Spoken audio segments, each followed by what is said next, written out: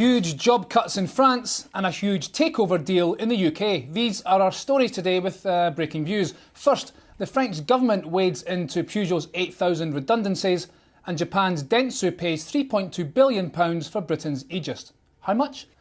With me to discuss these stories now is Reuters Breaking Views' Peter Tal-Larsen. Peter, let's start with France. Peugeot's announced 8,000 job losses and the French government is getting involved.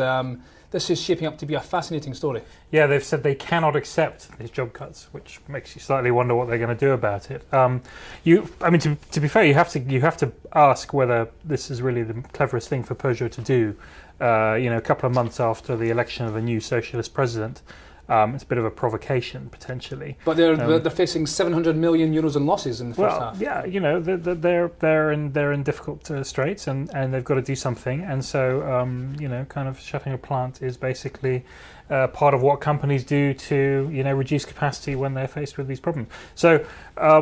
But it's. I think the interesting question really is what it tells us, or how this dispute plays out will tell us something about the direction that François Hollande is taking with his government. So he has, although he obviously won a big, won with the help of a lot of left-wing voters, he's sort of steered to the centre since taking over and made it clear that he's not going to kind of depart from sort of essentially quite a centrist position, but.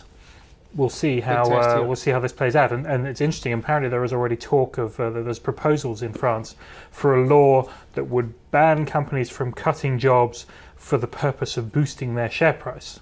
How do you enforce that? Work out what job cuts are designed to boost your share price is very hard to tell. But things like this will actually kind of give that greater force. So it's quite a big test for him, and it will help.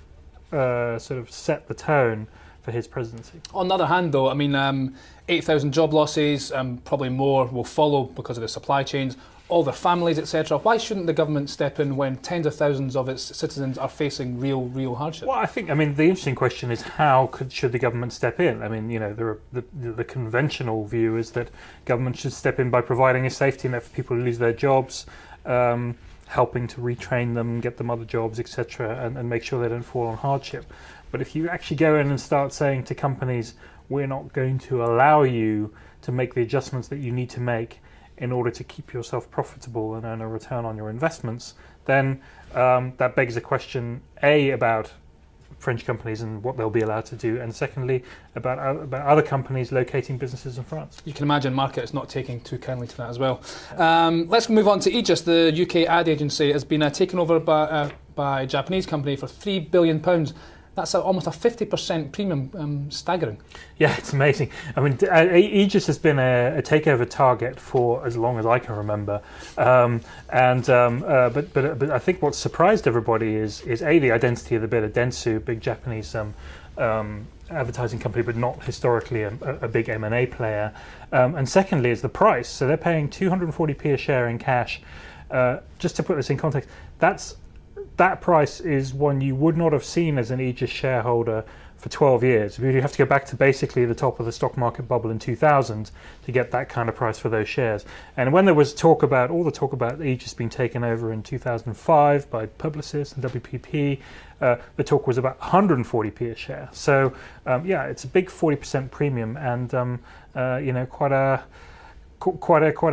chunky test really to make that deal stack up. I suppose one of the interesting aspects of this is the strength of the yen. The strong yen has been blamed. It's not a good thing for corporate Japan, yet this shows that it can be. Well, I think that's the flip side. You're right, it's not a good thing for corporate Japan in terms of exporting, but on the other hand, what it does do is it means that your yen earnings are kind of more valuable if you're trying to buy things outside Japan. Combine that with the fact that obviously interest rates are very low. We're not entirely sure how this is being financed, but if it's debt, obviously clearly it will also be very cheap. And there's definitely sort of been a wave of outbound Japanese M&A. The big question is, they've got the money, but once they've paid up for these assets, can they actually integrate them? Can they manage them properly? And can they get a return on that investment? And I think in this case, as in many others, that will be the big test. Time will tell. Peter, thank you very much. That's all for now. My thanks there to Peter Tal-Larsen. For more agenda-setting financial insight, do watch our US Breaking Views show every day at 12:30 Eastern, 17:30 British Summer Time. I'm Jamie McGeever. This is Reuters.